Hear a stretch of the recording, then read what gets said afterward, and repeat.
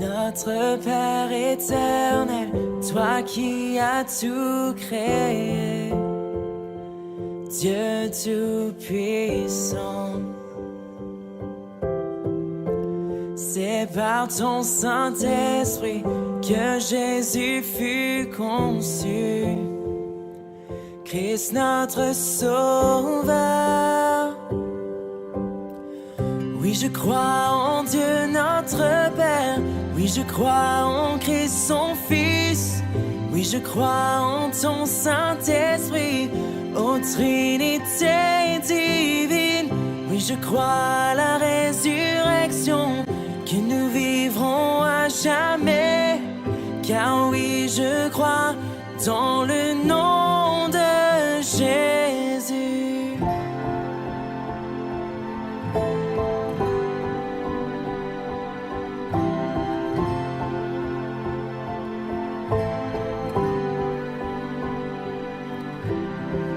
Notre juge et défenseur, tu souffris à la croix. Le pardon est en toi. Descendu jusqu'aux ténèbres, tu es ressuscité, à jamais élevé. Oui, je crois en Dieu notre Père, oui, je crois en Christ son Fils, oui, je crois en ton Saint-Esprit, ô Trinité divine.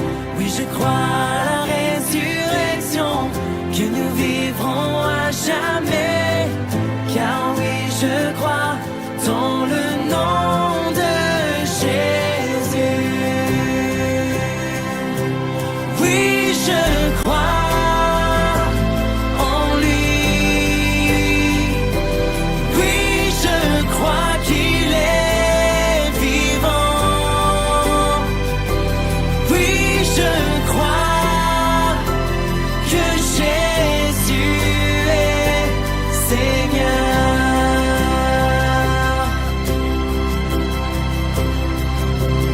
Oui, je crois en lui.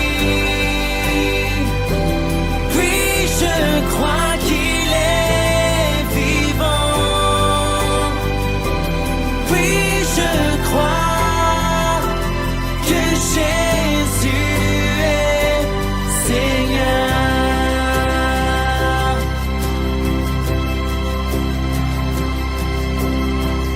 Oui, je crois à la vie éternelle. Je crois que d'une vierge il est né. Je crois à la communion des saints et en ta sainte Église.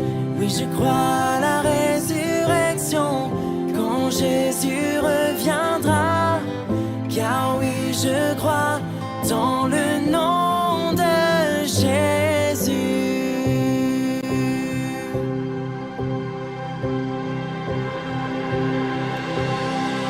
Oui, je crois en Dieu notre Père, oui, je crois en Christ son Fils, oui, je crois en ton Saint-Esprit, ô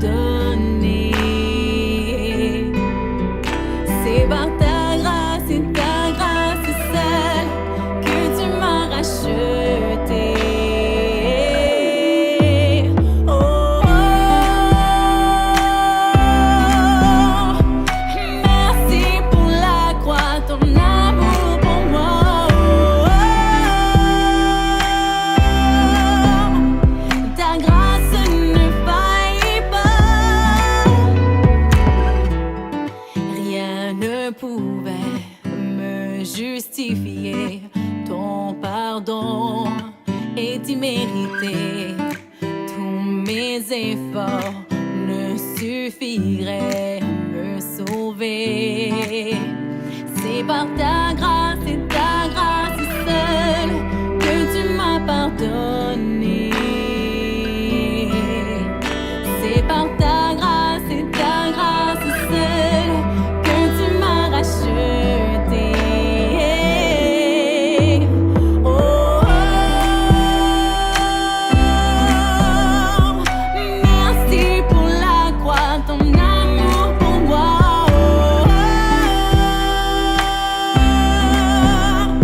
Ta grâce ne faillit pas.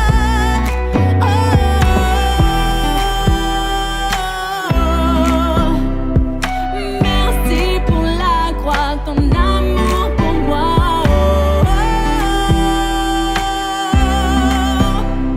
Ta grâce ne faillit pas.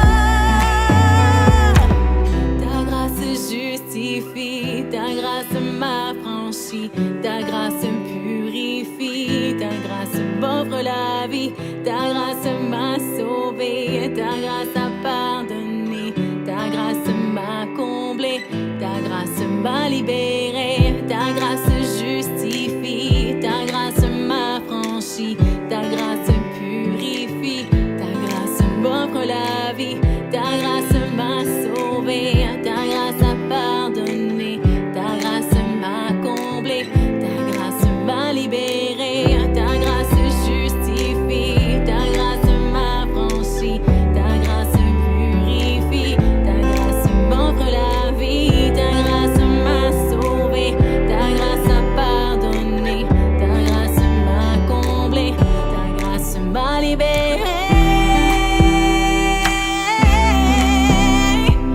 Merci pour la croix, ton amour pour moi. Ta grâce ne faillit pas.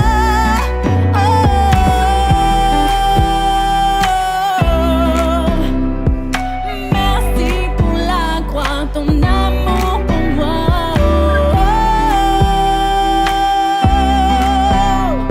Ta grâce ne faillit pas.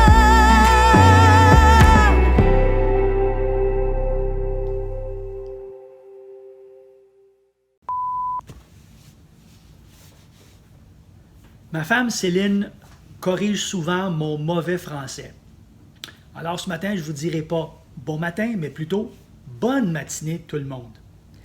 Je m'appelle Paulo Medeiros et je fais partie de Église Ecclésia Saint-Jérôme. Il y en a peut-être qui se demandent encore c'est quoi Église Ecclésia? Eh bien, je vais vous répondre très facilement, très simplement. C'est un groupement d'hommes, de femmes, de jeunes adultes, des ados, des enfants. On se réunit ensemble. Vous savez pourquoi? Parce qu'un jour, Jésus-Christ a fait une transformation radicale dans nos vies. Et on veut mieux le connaître, ce sauveur-là, Jésus-Christ. Alors, l'invitation que je vous donnerai ce matin, c'est de bien écouter ce que notre ami David va parler ce matin. Il va parler sur le grand leader du temps de Jésus dans ce temps-là, qui s'appelait Nicodème, lorsque Nicodème rencontre Jésus. Alors, soyez attentifs, prenez des notes et laissons notre frère vous diriger dans cette matinée. Mais avant, permettez-moi de dire quelques mots en prière. La prière, c'est simplement parler à notre Seigneur, à notre Dieu. Vous pouvez le faire avec vos yeux ouverts, la tête baissée, les yeux fermés, alors comme bon vous semble. Alors, prenons quelques instants. Père Céleste, Dieu Tout-Puissant, on veut te remercier par ton amour envers nous, parce que tu as daigné être cloué sur cette croix pour nous. Tu as laissé couler ce sang pour nous. Et Seigneur, on est reconnaissant de savoir qu'à travers ce sacrifice, tu nous donnes cette vie éternelle. Un jour, nous aurons cette joie, ce privilège de te voir face à face. Alors merci Seigneur parce que tu nous as donné ta parole, ta Bible, la Bible qui nous donne les révélations que tu nous donnes et que tu veux que nous ayons accès. Alors, par la bouche de David ce matin, je demande que tu puisses le diriger, ton Saint-Esprit, puis puisses lui parler, qu'ensemble, Seigneur, on puisse être édifiés, encouragés. Et si d'entre nous, on ne connaît pas qui tu es comme Sauveur, bien que tu puisses te présenter à ces gens-là. Alors, c'est au nom de ton Fils bien-aimé, Jésus-Christ, qu'on te dit merci. Amen. Alors, David, la parole est à toi. Bonjour tout le monde, bon dimanche matin. C'est moi qui fais le message aujourd'hui. Ça fait longtemps que j'ai pas enseigné, mais c'est quand même un super privilège que j'ai en fait d'ouvrir la parole de Dieu puis de la porter. J'espère vraiment qu'on va sortir de ce dimanche-là avec une connaissance, mais surtout un amour approfondi de qui est Jésus-Christ, parce que c'est pour ça en fait qu'on vit. On veut ouvrir la Bible, apprendre à le connaître, apprendre à l'aimer, puis tout ça pour lui rendre gloire à lui. Donc, ce matin, on continue notre série dans l'Évangile de Jean, la série qu'on a appelée « Redécouvrir Jésus-Christ ». Et on est rendu dans un endroit vraiment clé, un endroit vraiment spécial. C'est la rencontre secrète entre Nicodème, un chef des Juifs qui attendait avec impatience que Dieu vienne instaurer son royaume et qui est allé rencontrer Jésus de nuit pour lui poser ses questions, un peu en cachette. Mais juste avant d'aller dans l'histoire d'aujourd'hui, je vais faire une courte introduction à c'est quoi l'Évangile de Jean. L'Évangile de Jean a été écrit par l'apôtre Jean, qui a connu Jésus, a marché avec Jésus. Et ce qui est spécial avec lui, c'est qu'il a fait partie du cercle le plus intime de Jésus. Donc, il a vu des miracles que Jésus a fait. Il y a eu des discussions que juste lui a eu avec Jésus, que d'autres n'ont pas eu. Et Jean, quand il est arrivé à sa vieillesse, il a commencé à écrire l'Évangile de Jean, qui est une genre de biographie de ce que Jésus a fait et pourquoi il a fait les choses. Et Jean, quand il a écrit son évangile, il y avait un but derrière la tête. Il n'a pas juste fait une histoire pour faire une histoire, raconter des affaires qui ont eu lieu pour le fun. Il y avait un but derrière la tête. Et ce qui est écrit dans l'évangile de Jean, c'était quoi son but? C'est que Jean voulait que tous ceux qui ouvrent l'histoire qu'il est en train d'écrire puissent reconnaître que Jésus est le Messie, qu'il est le Sauveur, et que les gens puissent croire en Jésus pour pouvoir recevoir la vie que Jésus donne. C'était ça son but en fait. De la même manière que les premiers disciples, quand ils ont marché en Israël, ils ont rencontré Jésus et ils ont eu le choix de croire en lui ou non, Jean voulait que, de la même manière que nous, quand on ouvre l'Évangile, on puisse croire que Jésus est le Messie et recevoir la vie qu'il nous donne. C'est vraiment beau qu'il ait fait ça, Jean. Aujourd'hui, on a accès à une super histoire qui a changé la vie de milliards d'êtres humains. Et un peu comme Nicodème aussi, qui est arrivé un jour face à Jésus, qui est allé poser ses questions parce qu'il était curieux de savoir qui est ce Jésus faiseur de miracles-là. Nicodème était un chef des Juifs, un des plus importants en Israël. Il faisait partie des 70 enseignants d'Israël les plus importants. Donc ça faisait de Nicodème un des principaux enseignants. Donc ça, c'était lui qui disait quoi faire, quoi pas faire, quoi croire, quoi pas croire, et il enseignait au peuple juif. Et là, tu as un Jésus faiseur de miracles qui arrive et qui, essentiellement, ce qu'il est en train de dire, c'est que les pharisiens sont dans le champ sur leur manière de comprendre c'est quoi le royaume de Dieu. Il faut faire attention ici, là, à penser au royaume de Dieu. Je ne sais pas pour toi, mais pour moi, quand je pense au royaume de Dieu, rapidement, la première image que j'ai en tête, c'est des espèces de gates en or qui s'ouvrent dans des nuages. Et il y a des anges qui chantent et tout. Mais Nicodème, quand il pense au royaume de Dieu, il ne pense pas du tout à ça. Il pense à un système, un politique, un royaume que Dieu allait instaurer, où est-ce que ça allait être la justice, la paix qui allait régner. Et que le Messie que Dieu allait envoyer allait renverser le trône de César et qui allait instaurer pour de bon un pays où les Juifs pourraient enfin mettre en pratique puis adorer Dieu librement sans qu'il y ait personne qui les empêcherait de le faire. Donc Nicodème, lui, ce qu'il voit, c'est un règne terrestre. Et il se dit peut-être que Jésus, c'est le fameux général d'armée que Dieu est en train d'envoyer. Donc, on va aller dans le texte d'aujourd'hui, puis après, je vous explique ça. Qu'est-ce que ça veut dire pour Nicodème? Qu'est-ce que ça veut dire pour nous aujourd'hui? Donc, on va relire le texte ensemble.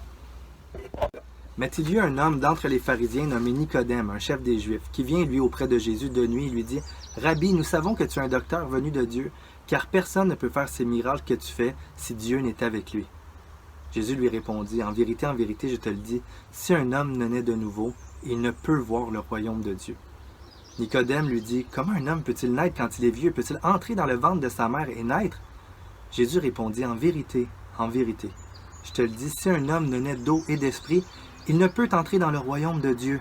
Ce qui est né de la chair est chair, mais ce qui est né de l'esprit est esprit. Ne t'étonne pas que je te dis, il faut que vous naissiez de nouveau. » Ce qui est intéressant ici, c'est que l'apôtre Jean, quand il introduit cette scène-là, il insiste puis il mentionne que Nicodème est allé voir Jésus de nuit. la plupart du temps dans les autres évangiles ou même dans l'évangile de Jean, le 3/4 du temps, quand les pharisiens vont voir Jésus, c'est en plein jour, et c'est soit pour le condamner, soit pour lui poser une colle, poser une question et que Jésus finalement réponde et qu'il ait l'air niaiseux devant tout le monde, ce qui n'est jamais arrivé d'ailleurs, il n'y a jamais eu l'air niaiseux devant tout le monde, ou sinon, c'est pour l'insulter. Mais ici, Nicodème, il va de nuit, puis ça montre un peu les intentions de Nicodème, qui était réellement curieux de savoir qui est ce Jésus-là. Est-ce que c'est vraiment ce général d'armée-là qui va renverser le pouvoir de Rome? Mais Nicodème, il va quand même de nuit, à cause de la pression extérieure. Il y avait des barrières à l'époque qui empêchaient Nicodème d'aller aussi librement qu'il aurait voulu à Jésus. La réalité, c'est que Jésus était à Jérusalem devant tout le monde. Il mangeait, il buvait, il était assis à table avec des gens. Il y avait plein de personnes qui venaient à Jésus dans la foule pour poser leurs questions, pour être guéris. Jésus était un homme du peuple. En fait, Jésus était l'homme du peuple par excellence. Il était tous les jours avec le peuple à répondre aux questions et se mettre disponible pour les besoins des gens. Et quand tu étais pharisien, à plus forte raison, tu pouvais t'approcher de Jésus, tu avais le respect de la foule, tu avais accès facilement à Jésus. Mais pourtant, il y a des barrières invisibles qui empêchent Nicodème d'y aller en plein jour, aussi librement qu'il aurait voulu, et qui obligent Nicodème à aller dans la nuit et garder ça secret. Il faut que ma rencontre reste secrète avec Jésus. Première barrière que Nicodème pouvait avoir, certainement, c'est la barrière de l'opinion des gens. Qu'est-ce que les gens allaient penser de lui en tant qu'enseignant d'Israël? Qu'est-ce que les gens allaient dire? Premièrement, son cercle d'influence. Tous ses amis, tous ses collègues détestaient Jésus par-dessus tout. Fait qu'il serait senti niaiseux, il serait senti jugé d'arriver vers Jésus avec des questions sincères.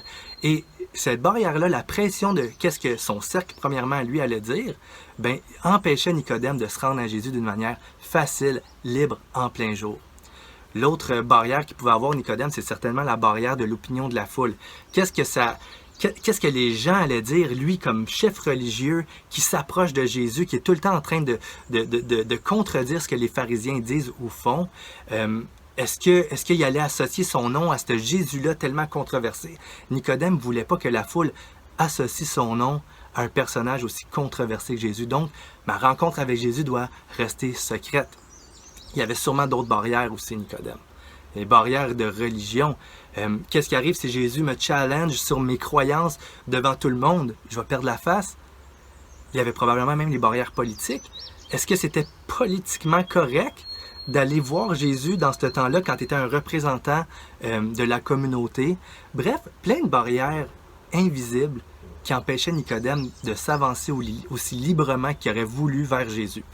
Et ça, là, vous savez quoi, ça me fait vraiment penser que même en 2020, OK, après cette période-là, au Québec, on a tellement de barrières invisibles qui nous empêchent d'avancer aussi librement qu'on aimerait vers Jésus.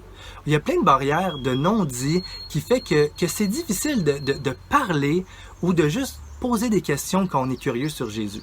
Les premières barrières qu'on a, c'est comme si, au Québec, je ne sais pas si vous êtes d'accord avec moi, mais il y a comme une loi non écrite qui dit que la spiritualité ou la religion doit rester quelque chose de secret, doit rester quelque chose de personnel et individuel à chacun.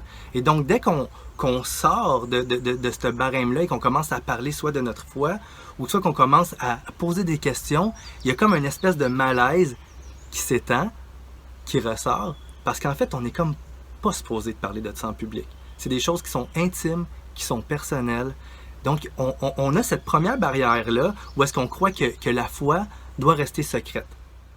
La deuxième barrière qui est aussi liée avec la première, c'est que même s'il y a beaucoup de gens qui, dans le fond de leur cœur, aiment dans un sens Jésus ou qui soupirent après un monde meilleur où est-ce que la paix va régner, où est-ce que la justice va régner et que beaucoup d'entre nous sommes prêts à considérer Jésus comme peut-être être la réponse à ces questions-là, la spiritualité est tellement intime, est tellement personnelle, ça devient tellement des cordes sensibles que dès qu'on en parle ou dès qu'on laisse entrer quelqu'un dans notre spiritualité pour nous parler de Jésus, on a peur d'être manipulé. On a peur d'être manipulé parce que la réalité, c'est que beaucoup d'institutions religieuses reliées au christianisme, surtout au Québec, ont brisé la confiance des gens. ont brisé la confiance avec les scandales qu'on a déjà entendus de certains organismes religieux et pas juste l'Église catholique dans l'ancien temps, les évangéliques aussi ou d'autres groupes religieux qui ont utilisé la sincérité des gens, le cœur des gens pour les manipuler, pour prendre leur argent, pour leur faire du mal, pour les empêcher d'être bien et tout ça au nom de Jésus. Fait que plus souvent qu'autrement, une des barrières, c'est que on aimerait bien s'avancer vers Jésus, mais son nom est souvent associé à quelque chose de négatif. Parce que le christianisme, surtout, a mauvaise presse à cause des blessures qu'on a eues par le passé, ou même qu'on continue à avoir chaque année dans les médias. Il y a des choses qui sortent qui nous déçoivent, des personnes qui parlent et qui agissent au nom de Jésus et qui brisent totalement la confiance des gens envers le christianisme. Je ne sais pas pour vous, moi je remarque en tout cas que même si j'ai des centaines d'amis chrétiens, quand je vais sur les réseaux sociaux, je vois que c'est beaucoup plus facile, par exemple, de parler d'une religion orientale, de Bouddha, des belles réflexions, que de mettre juste des belles phrases de Jésus, parce que souvent le nom de Jésus a mauvaise presse et on ne veut pas être associé à cette mauvaise presse-là. Même si on a un amour dans le fond de nous qui se développe pour Jésus, ou même si on est prêt à considérer qu'est-ce que lui a à dire. Voici une autre barrière. Je me rappelle quand j'étais plus jeune, quand j'étais au secondaire, non pas secondaire, genre 4e année, c'est ça, 4e année, il y avait une émission qui s'appelait Watatatao. Je sais pas si tu connais ça, t'es ado, sûrement que tu connais pas ça. Mais Watatatao, c'était une émission pour ados, un peu quétaine, tout le monde écoutait ça. Tout le monde aimait ça. Et là, un moment donné, on était à l'école, et là, on était dans le cours d'école, puis il y a quelqu'un qui commence à parler de « Ouais, avez-vous écouté Watatatao hier? » Et là, il y en a un plus cool de la gang qui dit « Mais, Watatatao! T'es bien niaiseux, toi! T'écoutes ça, Watatatao! » Hey, c'est bébé là. Puis là, tout le monde fait « Oh, t'écoutes ça, Watatatao! C'est pas bon, là! C'est comme c'est nono, on écoutait ça quand on avait 8 ans! » Tu sais? Et là, tout le groupe commence à ridiculiser Watatatao. Et tout le groupe fait « Hey, c'est-tu niaiseux, ça? » Puis là, le jeune qui avait partagé ça, il dit « Oh non, je parlais pas d'hier, là, je parlais d'une autre fois avant, là, j'écoute pas ça, Watatatao, voyons donc. » Parce qu'il veut être accepté. Il veut être comme tout le monde. Et là, à cause de l'opinion populaire, l'opinion du groupe, on était comme obligé d'étouffer notre amour de Watatatao et de faire à semblant qu'on n'écoutait pas ça quand tout le monde, le soir, écoutait Watatatao en secret. C'est un peu la même chose encore ici, avec notre foi, souvent. Je ne sais pas si tu as déjà été dans des réunions de famille ou au travail. Je sais qu'on a tous déjà vécu ça en quelque part, où est-ce que le fameux sujet de la religion sort. Et tout d'un coup, quelqu'un prend le lead de la discussion, puis il se met à condamner, à bâcher. Ah, les curés, ils ont fait ci, ils ont fait ça. Ah, puis tel groupe religieux. Il faut-tu être niaiseux aujourd'hui de croire en ces choses-là? Et là, moi, ça m'est arrivé plein de fois. Et j'avais même une amie, un moment donné, qui sort devant la table, devant tout le monde, qui dit « Il faut-tu être arriéré pour croire en la Sainte Nativité? » Le fait que Marie a eu un bébé sans avoir de relations sexuelles. Et puis c'est vrai que ça a l'air arriéré, sur le coup. Et là, tout le monde se part à rire. Ouais, c'est-tu niaiseux de croire ça? Et là, moi, je suis là, avec ma femme, qu'on est... Ah, ouais, mais nous autres, dans notre cœur, on croit ça. Mais on se tait. On fait semblant qu'on est comme tout le monde parce qu'il y a des barrières. On a peur d'être rejeté. On a peur d'être passé pour nono. On a peur d'être jugé sur nos croyances. Pourquoi je vous parle de ça? Pour qu'on soit vraiment conscient que même si beaucoup de gens ont un amour pour Jésus, qui sont prêts à s'approcher de lui, il y a tellement de barrières invisibles qu'on s'est bâties comme personne, comme société, pour nous protéger de ce que ça pourrait faire d'aller à Jésus. Comme Nicodème, qui a décidé d'y aller dans la nuit, puis d'essayer de garder ça le plus secret possible, même s'il était intrigué par Jésus. Et vous savez quoi? Maintenant, c'est un moment tellement particulier avec le confinement, avec le fait qu'on a accès aux réseaux sociaux. Je connais plein de monde, puis peut-être est en train d'écouter, qui agit maintenant un peu comme Nicodème. Parce que ces barrières-là sont tombées, parce qu'on n'est plus obligé de rentrer physiquement dans une église, c'est une opportunité pour plusieurs d'entre nous de commencer à parler de Jésus un petit peu plus, ou de commencer à venir regarder en secret, de s'aîner un peu comme Nicodème. Qu'est-ce que les chrétiens ont à dire sur Jésus? Je sais qu'il y a plein de gens qui regardent les vidéos en secret comme Nicodème. Je trouvais que c'était une opportunité incroyable maintenant que le Seigneur nous donne via les réseaux sociaux qui a fait tomber ces barrières-là et qui fait que c'est plus facile maintenant, via les réseaux sociaux, de s'approcher pour commencer à découvrir vraiment les questions qu'on a par rapport à Jésus. Et en tout cas, si tu es un genre de Nicodème, ben, bienvenue, puis on espère qu'on va être capable de te présenter Jésus à sa juste valeur. Et vous savez, excusez, là, moi, je voulais pas être émotif sur vidéo, mais une des autres barrières, ben, en fait, c'est pas une barrière, en fait. Ce que je veux dire, c'est que Jésus est bon. Jésus, quand Nicodème vient le voir de nuit, même si Nicodème a honte de lui d'aller en plein jour, Jésus ne le rejette pas. Jésus l'accueille et Jésus est prêt à parler à son cœur. Même si Nicodème y arrive par la porte d'en arrière, un peu sournois, un peu en secret dans la nuit. Jésus dit, j'ai le temps pour toi aussi, je vais répondre à tes questions. Jésus se met disponible pour nous quand même. Donc, le prochain texte, c'est la première phrase de Nicodème qui dit à Jésus en rentrant en contact. Rabbi, nous savons que tu es un docteur venu de Dieu, car personne ne peut faire les miracles que tu fais si Dieu n'est avec lui. Déjà là, c'est assez étonnant pour vrai, de la part de Nicodème. C'est assez étonnant qu'il dit Rabbi, qu'il appelle maître, qu'il appelle enseignant, il appelle Jésus enseignant. Nous savons que tu es un docteur venu de Dieu. C'est surprenant parce que Nicodème était un docteur. Pas venu de Dieu, mais un docteur parce qu'il avait étudié, il avait approfondi sa connaissance en théologie et maintenant, parce qu'il était un docteur qui avait reçu son doctorat en théologie, qui connaissait la loi de Moïse sur la coche parfaitement, ça donnait le droit à Nicodème d'enseigner au peuple d'Israël. Et là, Nicodème, ce qu'il dit, c'est que nous savons que tu es un docteur venu de Dieu. Mais contrairement à nous, c'est pas parce que tu as eu un papier, c'est pas parce que tu as fait des études poussées. Jésus, pauvre charpentier, il n'a pas pu aller faire des études poussées en théologie pour être capable d'enseigner la loi de Moïse. Mais on croit que tu es un docteur venu de Dieu parce que les miracles que tu fais confirment que Dieu est avec toi. C'est vraiment puissant, là. Nicodème, il vient de reconnaître l'autorité de docteur que Dieu a envoyé. Non pas parce qu'il y a un certificat en théologie, mais parce que les œuvres de Jésus confirment la présence de Dieu. Et là, une fois que Nicodème vient d'officialiser que Jésus a l'autorité d'enseigner et que son autorité vient de Dieu, ben Jésus saute sur l'occasion. Il dit, tu viens de me donner l'autorité, ben laisse-moi, je vais t'enseigner. Je vais être ton docteur, là. Je vais t'enseigner toi, Nicodème.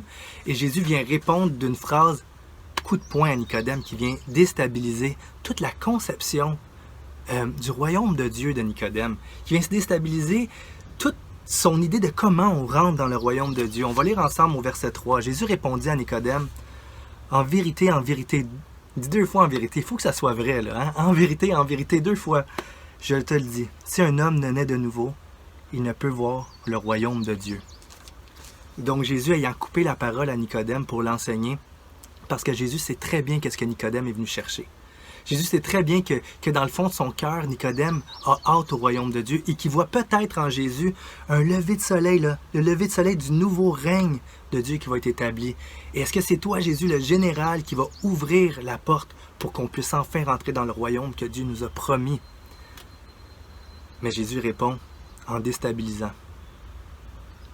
Jésus vient de prendre une flèche et de la tirer dans le cœur de Nicodème. Jésus vient de prendre une grosse roche et de la lancer dans l'étang paisible où Nicodème trouvait sa paix. Parce que Nicodème, en bon juif pieux, enseignant d'Israël, il doutait pas zéro, là, lui, qu'il pouvait rentrer dans le royaume de Dieu. Il savait comment mettre en pratique la loi de Moïse. Il savait même comment l'enseigner. Il avait tous les critères pour avoir le droit d'être un citoyen quand Dieu allait instaurer son règne. Mais Jésus lui répond en disant, « Toi, pas plus que tes collègues, vous ne pouvez pas entrer dans le royaume de Dieu si vous ne naissez pas de nouveau. » Et ça détruit un peu la conception où Nicodème cherche son règne. Et il raisonne en lui-même. Il dit à Jésus, il répond, il dit, comment un homme peut naître de nouveau? Le prochain verset, il dit ça. Comment un homme peut naître de nouveau? Peut-il entrer dans le ventre de sa mère et naître une deuxième fois? Il pense royaume terrestre humain. Mais si c'est ça que tu demandes, Jésus, je ne peux pas rentrer dans le royaume, c'est impossible par des actions humaines, je ne peux pas naître une deuxième fois. Mais Jésus sait qu'est-ce que Nicodème cherche. Il sait que Nicodème soupire après un règne terrestre. Il est en train de dire que le règne que lui vient instaurer, c'est un règne qui est premièrement spirituel.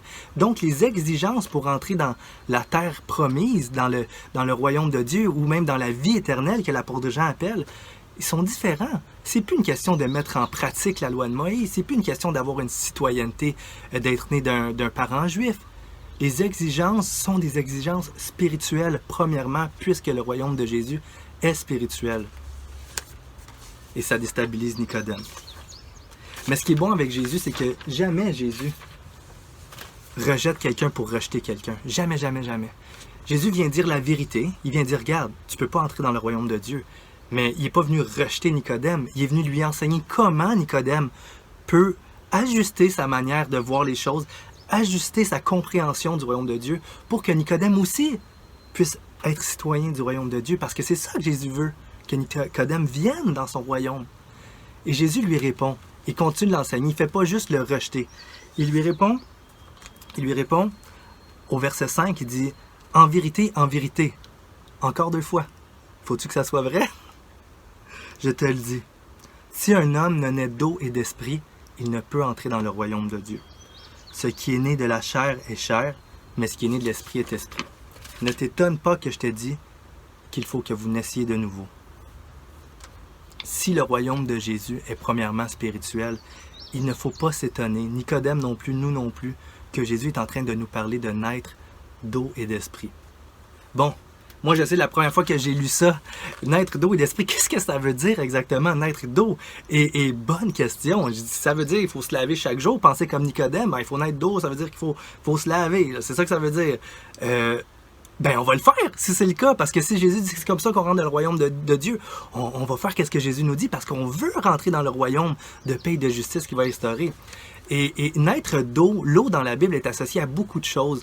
On voit souvent que la Bible parle de l'eau comme un symbole. Et souvent, ça symbolise, là, ça donne l'image de l'action purificatrice de l'Esprit de Dieu. L'Esprit de Dieu qui vient nettoyer. L'Esprit de Dieu qui vient laver les péchés. Il y a plusieurs endroits dans le Nouveau Testament aussi où on parle de l'eau. Et chaque fois, l'eau est associée à une action qui nettoie le corps des péchés. Qu'est-ce que je veux dire par nettoyer le corps des péchés? Je parle du péché. Qu'est-ce que je veux dire par péché? C'est tout ce qui nous empêche d'aller vivre dans le royaume de Dieu. Autrement dit, le péché, c'est tout ce que Dieu a en horreur. Le mensonge, l'adultère, les meurtres, l'orgueil, et tout ce qui est contraire à ce que Dieu veut dans son royaume, et tout ce que nous-mêmes, on n'aime pas en réalité. Et l'eau est associée à l'Esprit de Dieu qui vient nettoyer le cœur humain de ça. Donc on pourrait se dire qu'une des premières choses, c'est que l'eau nettoie le péché, pour qu'on soit propre à entrer dans le royaume de Dieu. J'ai une petite image par rapport à ça. J'étais un jeune adolescent, puis un de mes amis et moi, on n'avait rien à faire, on s'ennuyait, on se tournait les pouces, puis on s'est dit « Hey, on s'en va-tu faire le tour du Québec? » Il était comme 4 heures de l'après-midi. Et on s'en va-tu faire le tour du Québec? On n'a pas d'argent, mais on fera du pouce, on se rendra où est-ce qu'on se rendra. Et fait que là, folie qui nous passe par la tête, et on décide, on va sur le bord de l'autoroute, en face du Patate 2000 à Laval, on fait du pouce là, on se fait embarquer, on sait pas où est-ce qu'on s'en va, on sait pas où est-ce qu'on va dormir, on sait rien. Et finalement, on arrive dans un coin à Rimouski, bien tard, on avait mal dormi, on était fatigué, puis on avait besoin de rentrer à un endroit pour dormir. On avait besoin de se reposer la tête, d'avoir un temps de repos et d'être bien. Et là, le gars qui nous conduisait sur le pouce, il dit « Ah, je connais un endroit, ça s'appelle le Répit du Passant, c'est un hébergement d'urgence pour itinérants. » Et mon ami Jonathan et moi, on n'était pas des itinérants, là, on était sur le pouce. Là. Et l'endroit dit « OK, vous venez d'où? » Là, on explique un peu, on est parti sur le pouce, blablabla. Il dit « Ben OK, on va vous admettre, mais la seule exigence qu'on a, c'est que vous preniez une douche, les gars. » Et autrement dit, on n'avait pas le droit de rentrer dans cet endroit-là si on n'était pas lavé. Et ici, c'est un peu la même chose que Jésus dit. Il dit, personne peut rentrer dans le royaume de Dieu s'il naît d'eau. Personne peut rentrer dans le royaume de Dieu si ses péchés ne sont pas lavés. Un autre endroit où est-ce qu'on voit l'eau, c'est dans Éphésiens 5, où est-ce que l'apôtre Paul parle de la Bible. Il compare la Bible à de l'eau.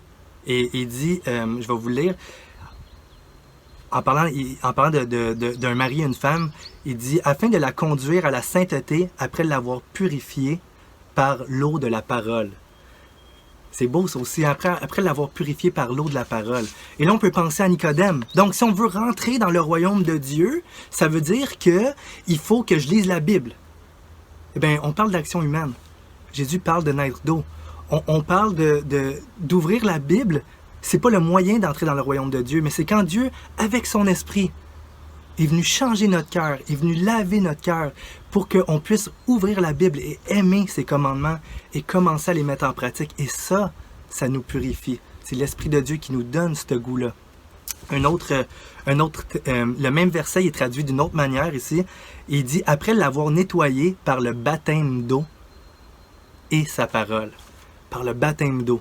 On sait, les chrétiens aussi, ce qu'ils font, c'est quand on croit en Jésus, quand on décide de suivre Jésus pour le restant de notre vie, dans les évangiles, et même jusqu'à aujourd'hui, on voit des hommes et des femmes qui se font baptiser, qui se font immerger dans l'eau, qui ressortent de l'eau symboliquement. Le baptême d'eau est le symbole d'un cœur qui a été changé par l'Esprit de Dieu. Le baptême est le symbole de l'action que Dieu a fait dans la vie de la personne.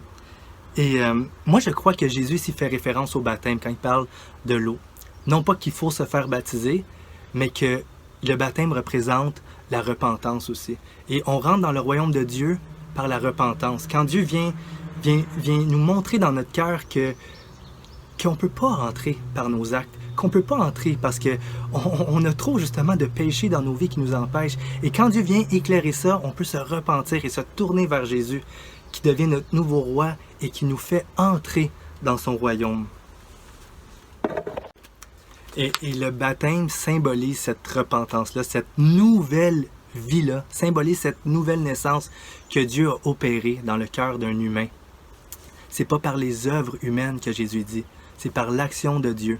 Je sais pas si tu as déjà réfléchi à ça, mais quand une maman met au monde un enfant, c'est le corps de la maman qui travaille, c'est les contractions de la mère, c'est les souffrances de la maman qui travaillent pour que l'enfant puisse naître dans un monde.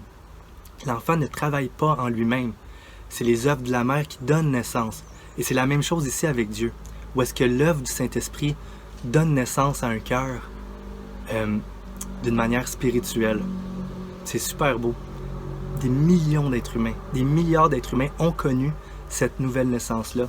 Et je crois que Jésus parle du baptême ici aussi parce que le baptême, c'est la manière, le symbole public de rentrer dans la vie éternelle, de rentrer dans le royaume de Dieu. Quand on se fait baptiser, à tous les fois on voit des baptêmes dans la Bible, c'est une manière symbolique où est-ce qu'on dit publiquement, ben moi là, j'ai connu l'œuvre de Dieu dans mon cœur. J'ai connu une nouvelle naissance et maintenant je vais le suivre pour le restant de ma vie. Et le baptême symbolise l'entrée publique devant tout le monde, maintenant plus en secret, comme Nicodème, plus en secret, en cachette, mais haut et fort, voici, moi je rentre dans le royaume de Dieu aujourd'hui, parce que le Seigneur a changé mon cœur. Donc c'est pour ça que je crois que Jésus se parle du baptême. Et surtout aussi l'autre texte, juste dans les versets un petit peu plus loin, on voit qu'on change de scène et on s'en va où est-ce que Jean-Baptiste est, où est-ce qu'il baptise des gens.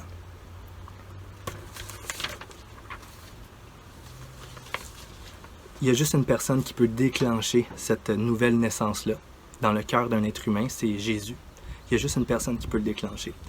Et Jésus dit comment qu'une nouvelle naissance se déclenche. C'est pas en faisant des actions encore ici.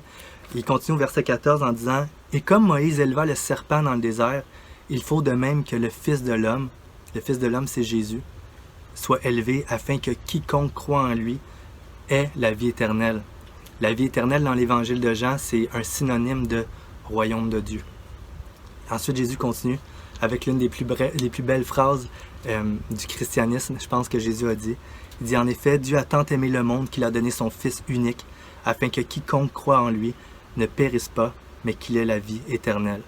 Dieu en effet n'a pas envoyé son Fils dans le monde pour qu'il juge le monde, mais pour que le monde soit sauvé par lui. Celui qui croit en lui n'est point jugé, mais celui qui ne croit pas est déjà jugé, parce qu'il n'a pas cru au nom du Fils de Dieu. comme je disais tantôt, Jésus n'est pas là pour rejeter personne. Il n'est pas là pour disqualifier Nicodème. Mais il est là pour donner à Nicodème et à nous, en fait, le moyen par lequel on peut rentrer dans son royaume. Et je sais pas si t'es dit, c'est donc bien weird cette histoire-là de serpent qui est élevé, puis il y a le monde qui regarde, puis il faut de même que le Fils de l'homme soit élevé. C'est vrai que c'est bizarre. Je vais t'expliquer un peu rapidement c'est quoi. Jésus fait référence à un épisode du peuple d'Israël qui marchait dans le désert et il marchait vers où, selon vous? Il marchait vers le royaume de Dieu. Il marchait vers le pays que Dieu avait promis, où est-ce qu'il allait avoir un règne de paix, de justice, de sécurité. Et le peuple marchait, mais c'était tellement dur qu'à un moment donné, ils ont décidé de renoncer à ça. Ils ont dit, regarde, ils sont allés voir Moïse, ils ont dit, non, nous autres, là, ton royaume, le royaume de Dieu, c'est trop pour nous. On veut retourner en arrière. On veut retourner en Égypte où est-ce qu'on était esclaves, on était beaucoup mieux. Et Dieu, comme jugement, comme conséquence, parce qu'il y a eu un jugement à ça, a envoyé des serpents dans le désert qui ont mordu le peuple. Un instant, je t'explique. Envoyé des serpents qui ont mordu le peuple et des milliers de personnes mouraient. Des milliers de personnes mouraient. Ce que Dieu voulait faire avec ce jugement-là, c'est de voir que oui, leurs actes, premièrement, ont pour conséquence la mort, mais deuxièmement, c'est que Dieu voulait que le peuple puisse faire confiance à Dieu, que c'est lui qui donne la vie. C'est lui qui donne le royaume de Dieu. C'est lui qui fait naître la vie dans les gens. Et Dieu a dit à Moïse, ben, fais un serpent de métal, élève-le dans le désert, et tous ceux qui vont regarder à ce serpent-là vont être guéris. Ils ne mourront pas de la morsure. Et là, vous pouvez imaginer les gens dans les tentes qui se sont fait mordre, qui sont en train de laver leurs plaies, qui sont en train de têter le venin, qui sont en train de désinfecter. Et là, ils entendent, arrêtez ça, là. Vous arrêtez tout ce que vous faites, vous allez mourir par vos actes. Mais tous ceux qui arrêtent et qui regardent au serpent pour être sauvés vont être guéris puis vont vivre. Et Jésus est en train de dire, comme le serpent est élevé, il faut aussi que le Fils de l'homme, lui, soit élevé.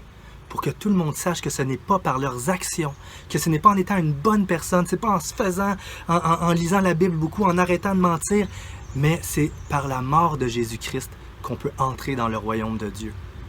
Et je vous ai parlé tantôt de barrières personnelles, intimes, qui nous empêchent d'aller à Jésus. Je vous ai parlé de barrières culturelles, je vous ai parlé de barrières de société qui nous empêchent de s'approcher de Jésus. Mais une fois qu'on est rendu tellement proche de Jésus, la plus grande barrière à ce qu'un homme puisse entrer dans le royaume de Dieu, c'est de regarder à la croix. C'est de loin la plus grande barrière. Parce que quand on regarde à la croix, on voit à la croix Jésus-Christ crucifié. Et la Bible essentiellement nous dit que s'il est mort, c'était pour qu'on puisse être pardonné de nos péchés. Nos péchés sont allés sur Jésus. Et Jésus a reçu le jugement de Dieu à notre place. Donc, c'est la plus grande barrière qu'un homme et une femme puissent avoir. De lever les yeux, aussi près de Jésus qu'on peut être, là, de lever les yeux vers la croix de Jésus en disant « C'est ma culpabilité qui est là. » Mais en même temps, Dieu n'est pas là pour nous rejeter. On voit aussi l'amour de Dieu, car Dieu a tant aimé le monde qu'il a donné son Fils unique, afin que quiconque croit en lui ne périsse pas, mais qu'il ait la vie éternelle. Donc, ce n'est pas par nos œuvres. Lever les yeux vers la croix, reconnaître notre culpabilité, recevoir l'Esprit de Dieu et entrer aujourd'hui dans le royaume de Dieu. C'est ça que des milliards d'êtres humains ont vécu jusqu'à aujourd'hui. Ce que je veux dire, en terminant, cher Nicodème, si je peux nous appeler comme ça, nous qui cherchons la paix, la justice, nous qui cherchons l'amour, la sécurité, c'est toutes des choses qui font partie du royaume de Dieu. C'est toutes des choses que Dieu a promis qu'il allait avoir dans son royaume. Et souvent, c'est qu'on les cherche à la mauvaise place. Et le meilleur commentaire biblique qu'on peut avoir concernant le royaume de Dieu, en terminant, je vais vous le lire ici. Le meilleur commentaire biblique, c'est dans Luc, où les pharisiens, un peu comme Nicodème, de ses collègues, viennent voir Jésus, puis il lui dit « Quand arrivera le royaume de Dieu ?» Jésus leur répondit « Le royaume de Dieu ne viendra pas de façon visible. En tout cas, en premier. Il va venir un jour de façon visible, oui, mais il ne viendra pas en premier de façon visible. On ne dira pas « Il est ici » ou « Il est là », car, notez-le bien, le royaume de Dieu est parmi vous. Le royaume de Dieu est premièrement parmi nous. Il y a d'autres versets qui disent « Le royaume de Dieu est dedans vous. Le royaume de Dieu est au milieu de vous. » Le royaume de Dieu est à Jésus-Christ qui nous donne l'espérance. Il ne viendra pas de manière visible. Si tu cherches la sécurité, le royaume de Dieu ne viendra pas aujourd'hui avec un chèque de 1 million de dollars, mais il va venir avec une sécurité parfaite que juste Jésus peut te donner aujourd'hui. Et là, le royaume de Dieu va commencer à s'instaurer, à s'installer dans toi. Si tu cherches l'amour, par exemple, puis tu dis « un jour, je vais être bien quand je vais avoir ça », bien, le royaume de Dieu ne viendra pas avec un chum ou une blonde où est-ce qu'il va te faire sentir bien, mais le royaume de Dieu va venir avec un amour parfait que Jésus donne aujourd'hui, quand il est mort à la croix pour toi. Il y a juste Jésus qui donne cet amour-là. Et éventuellement, oui, le royaume de Dieu va venir. Jésus a dit qu'il allait instaurer son règne. On va avoir des corps même physiques et on va être avec lui pour l'éternité. Et ça, c'est l'espérance du chrétien.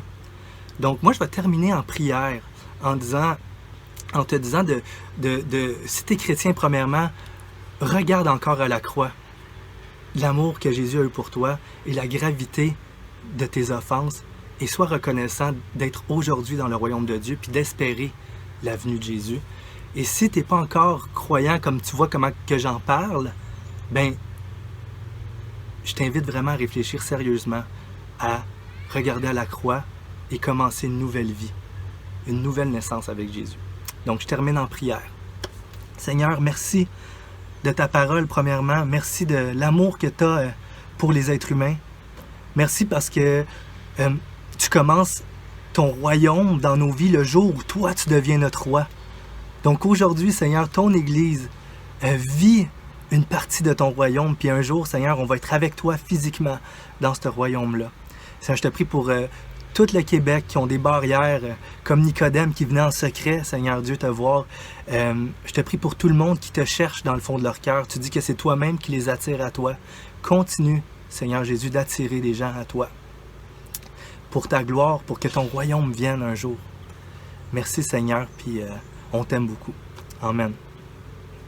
Salut tout le monde. Bye. Bon matin, Ecclésia, je me présente, mon nom c'est Marilyn, c'est moi qui est en charge là, de la table de l'infoconnexion à l'église. Ceci dit, c'est pas parce que je ne suis pas dans l'église au moment que vous écoutez mon message qu'il n'y a pas d'action dans notre belle église. Je m'explique. Lorsque le gouvernement a annoncé la fermeture des lieux de rassemblement, Ecclésia a décidé de prêter ses locaux à l'équipe des gardiens de la rue. Donc, au moment même où vous m'écoutez, l'équipe des gardiens de la rue ainsi que quelques bénévoles d'Ecclésia s'affairent à préparer des boîtes de denrées alimentaires pour aller distribuer à Saint-Jérôme et dans les alentours. Donc, si jamais vous êtes en situation de précarité alimentaire et que vous aimeriez bénéficier d'une de ces boîtes alimentaires, ou si encore vous avez du temps à donner et que vous aimeriez soutenir bénévolement la mission des gardiens de la rue, je vous invite à écrire à l'adresse courriel que vous voyez en bas de l'écran. On va s'assurer de transmettre votre message, dépendamment des besoins que vous avez manifestés, à la bonne personne concernée. Donc, prochain message. Encore merci tout le monde de vos dons. Merci de continuer de soutenir la mission d'Ecclésia. Si vous avez à cœur de donner, deux moyens de le faire, soit en vous rendant sur le site internet de l'église Ecclésia, vous allez retrouver le lien pour faire un don par l'entremise de Canada Don.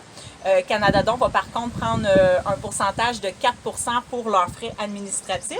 Sinon, vous avez l'autre option qu'on privilégie plus, c'est par l'entremise des virements Interac.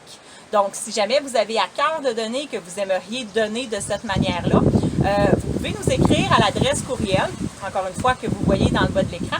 Quelqu'un va vous écrire et va vous prendre le temps de vous expliquer la marche à suivre pour faire un don de cette manière-là. Donc, prochaine annonce. La quête, on est encore en processus d'inscription, il n'est pas trop tard pour vous inscrire.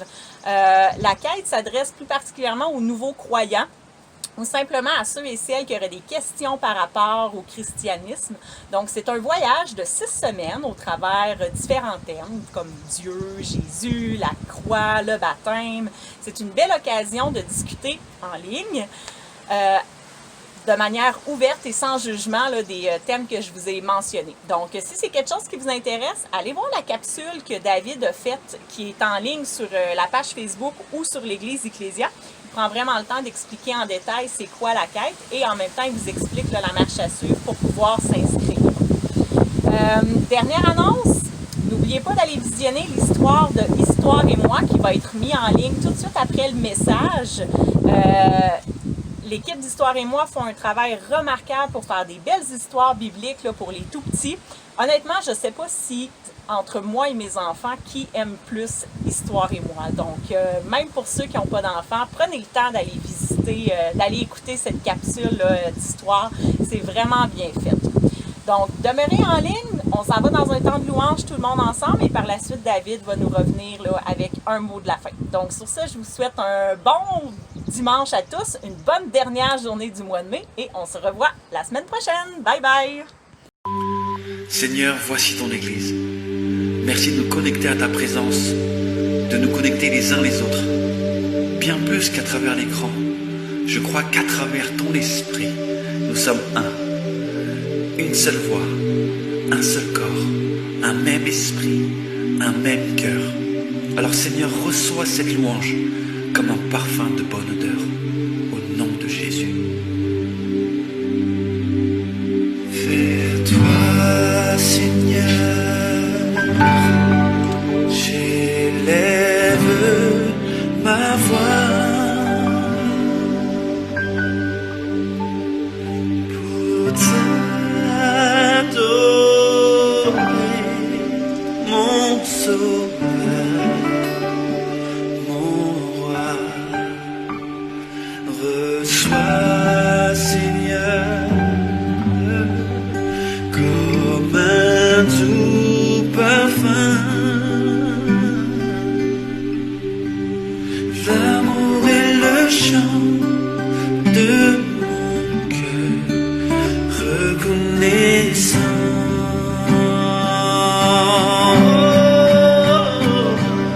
Vers toi, Seigneur, j'élève ma voix pour t'adorer, mon sauveur, mon roi. Reçois, Seigneur, comme un doux parfum, l'amour est le chant de mon cœur, reconnaissant. Reçois, Seigneur, reçois, Seigneur, comme un doux parfum, l'amour est le chant de mon cœur, reconnaissant.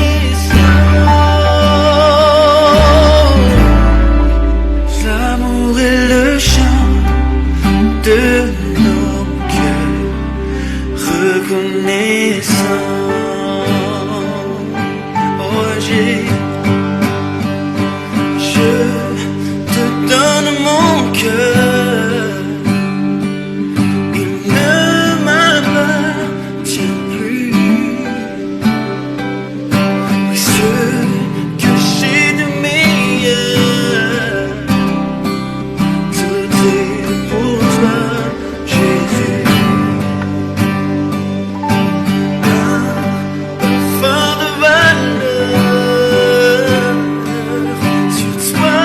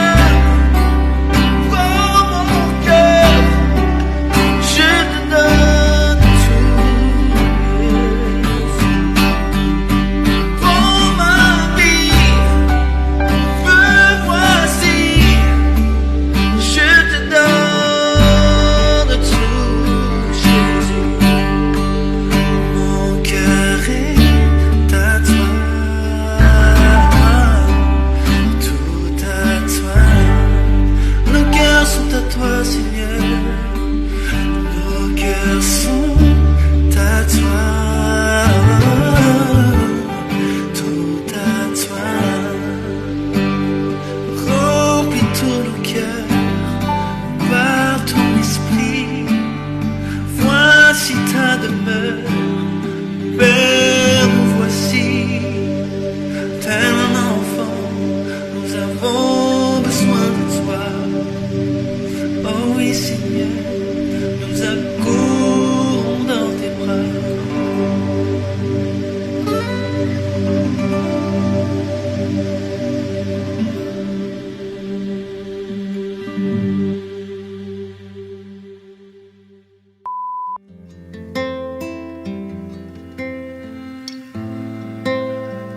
Seigneur Dieu, on veut prendre ce moment aujourd'hui pour s'approcher de toi, Seigneur. On veut te dire, Seigneur, fais toutes choses nouvelles dans ma vie. Je te fais confiance. Ta voix m'appelle sur les eaux sombres, dans l'inconnu de la dérive. Par ta présence, ô grand mystère, ma foi résiste à l'océan. J'invoquerai ton nom sans cesse. Quand de l'abîme les flots s'élèvent, dans la tempête mon âme repose entre tes mains. Je suis à toi et tu es mien.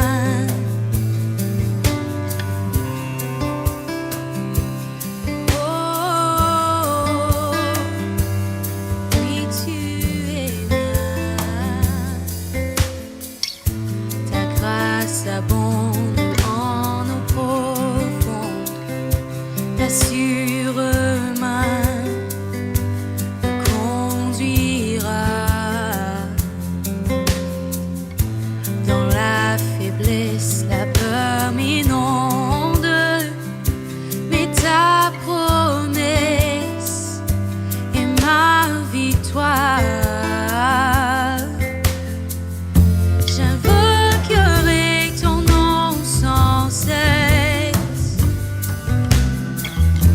Quand de l'abîme les flots s'élèvent, dans la tempête mon âme repose entre tes mains. Je suis à toi et tu es mien.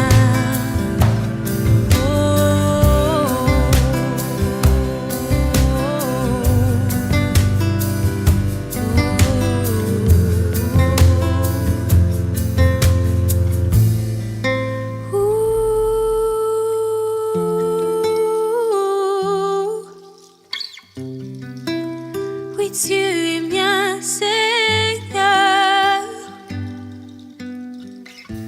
Seigneur, conduis-moi, oh ma foi est éprouvée. Sur les eaux, je vais marcher, que je sois là où tu m'appelles. Emmène-moi là où mes pieds n'ont jamais marché, et ma foi sera fortifiée en ta présence, ô mon sauveur. Seigneur, conduis-moi, oh ma foi est éprouvée. Sur les eaux, je vais marcher, que je sois là où tu m'appelles.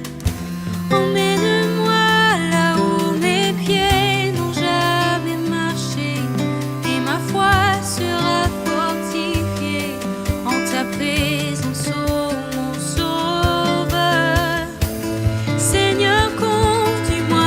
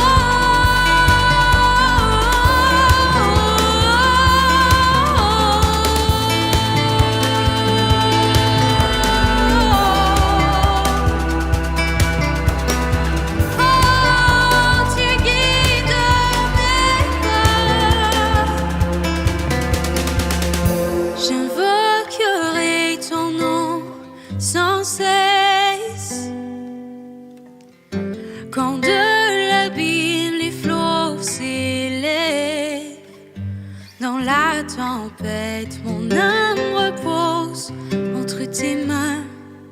Je suis à toi et tu es mien.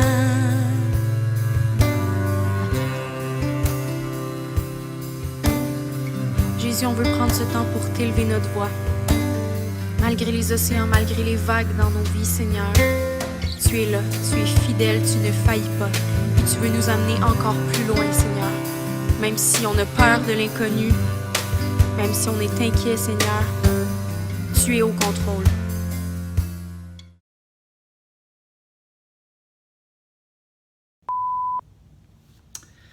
Merci David pour ces mots d'encouragement. Puis, avez-vous pris des notes? Avez-vous des questions? La question de Nicodème était peut-être la vôtre aussi aujourd'hui. On sait ce qu'il voulait dire, n'est-ce pas? En fait, on pourrait dire la question aujourd'hui, c'est quoi la plus grande barrière qui vous empêche de vous tourner vers Jésus-Christ? Quand vous regardez la croix, voyez-vous votre culpabilité? Peut-être. Mais surtout, regardez son amour. Regardez cet amour qu'il a envers vous. Ce qu'il a fait pour vous. Alors, si vous avez des questions, n'hésitez pas, écrivez-nous. Prenez la note, écrivez-nous. Vous pouvez nous rejoindre soit sur Facebook, sur notre site web, les autres différentes sources de réseaux sociaux. Alors sur ce, je vous souhaite un bon dimanche, une bonne journée, une bonne semaine et à la prochaine. Merci encore.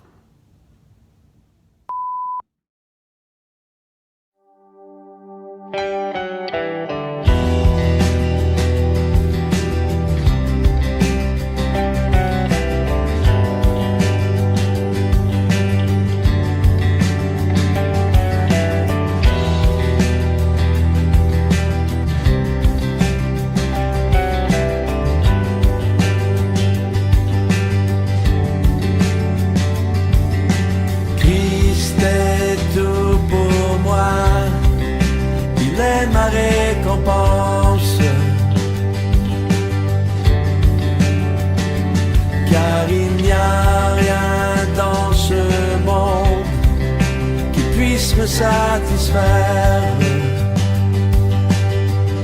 Même dans l'épreuve, mon âme chante, oui pour toujours, il m'a sauvé. Christ seul me suffit, Christ seul me suffit. Tout ce dont j'ai besoin est en toi, tout ce dont j'ai besoin. Christ est mon Seigneur, la joie de mon salut.